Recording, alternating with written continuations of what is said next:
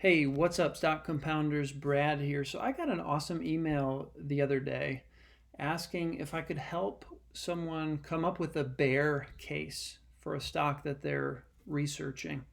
The company is IRobot, and they were really interested in inverting the story, like what I did with Micron a number of days ago.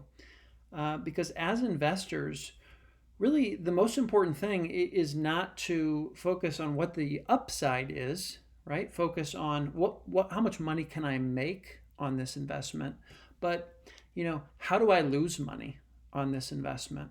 Remember Warren Buffett's rule number one: don't lose money. So really, when we're vetting an investment, kind of the best work that we can do, the most critical work for us to do is to identify the risks. What factors could cause this investment to lose money. So I'm going to share a few different resources that I really like for coming up with this list of risk factors for an investment.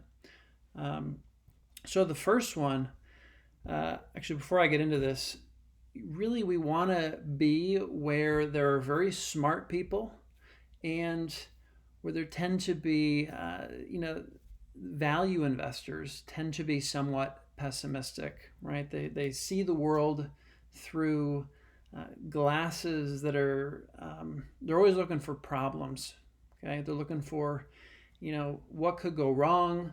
How can I punch holes in this story?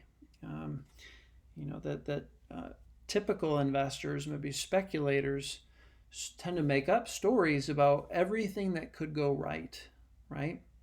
And value investors tend to chop those stories down pretty quick. So one of the places that value investors hang out, really smart value investors, is the corner of Berkshire and Fairfax. Okay, it's a message board. It's like $30 Canadian. I think it's a lifetime membership. So in US, it was $23. It cost me $23 to become a member of this corner of Berkshire and Fairfax. And really what you do here, all you do is you go to the homepage, you search IRBT, which is iRobot's ticker, and then you can click on the message board, where people are talking about iRobot, this particular investment idea. So you can scroll here. There's only one page. There's like 8 or 9 different comments on iRobot.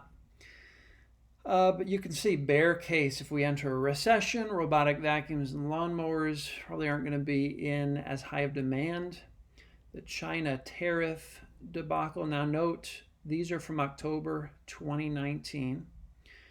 So you can go through and see and notice this: if there are 5 different yellow squares there, these are members that have made a lot of contributions to this particular website, corner of Berkshire and Fairfax.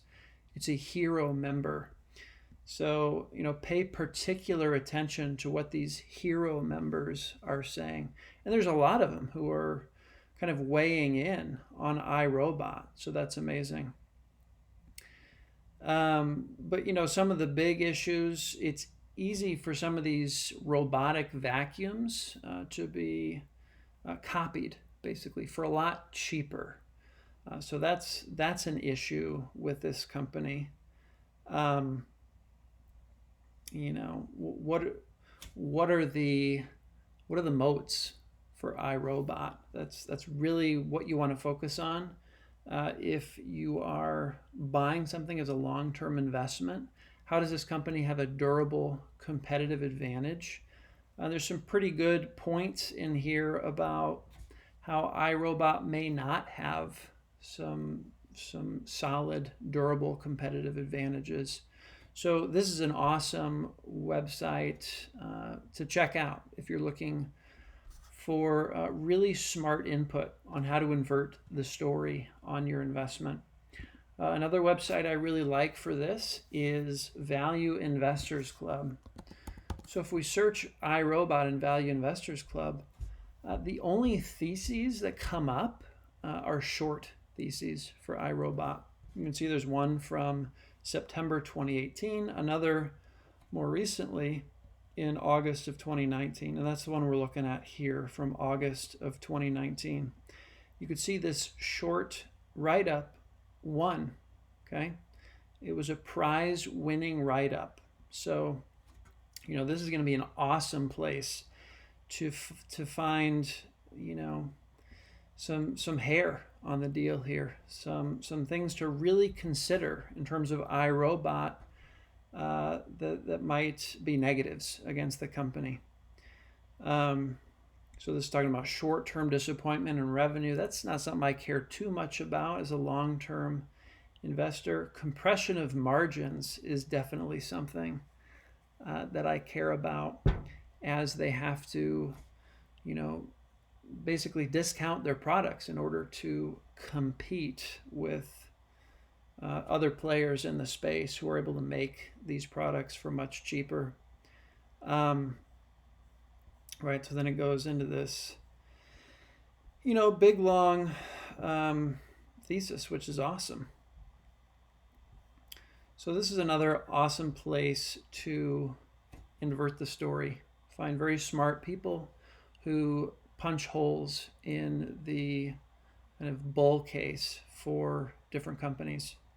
Value Investors Club. And then, of course, go directly to the company's website and pull up their latest annual report. And in every annual report, Form 10K, you're going to see risk factors.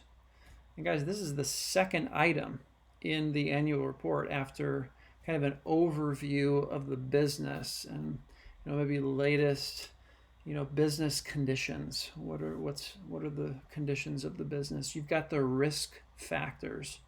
And you can see here, these risk factors go on for 13 pages.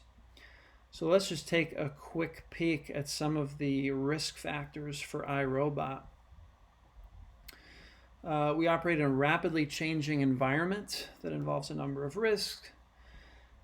Emerging markets make it difficult to evaluate our business and future prospects. So, with an emerging market, there's heightened uncertainty, right? It's kind of a new industry. So that's a potential challenge. Business currently depends solely on our consumer robots, would be negatively impacted if we were unable to enhance our current consumer robots or develop new robots at competitive prices. So it's an industry with rapid change. You've got to be the leading edge of innovation to compete in this kind of a market. We face intense competition, right? So intense competition, if you don't have, a lot of brand awareness, a strong brand where people will pay more for your brand than a competitor's brand just because, they know who you are and they believe that you have maybe more reliable products or higher quality products. Those tend to go together. If you don't have that, people are going to buy the cheapest products, right?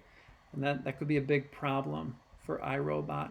So, take a look at these 13 pages of risk factors. This is going to be a great place to at least make yourself aware of what some of the risks are. And then you can dive deeper into those elsewhere, like in Value Investors Club or in Corner of Berkshire and Fairfax.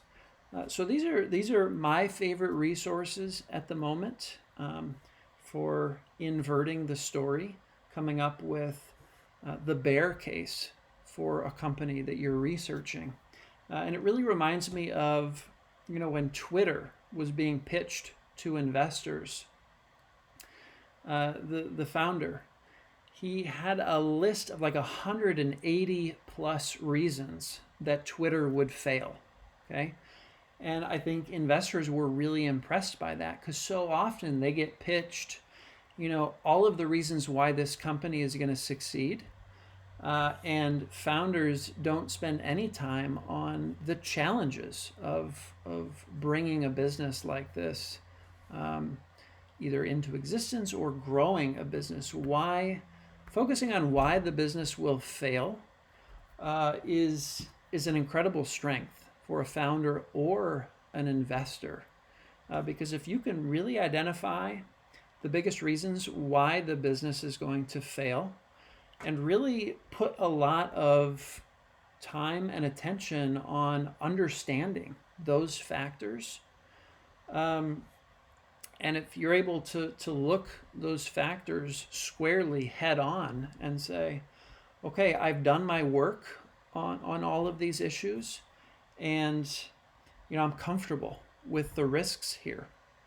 Uh, that's where we're going to hit our biggest home runs as investors, because we understand the potential downsides, and there's nothing that's going to slip through, right? We've come squarely face to face with those issues, rather than focusing on all of the rosy projections, the potential bright future of the company.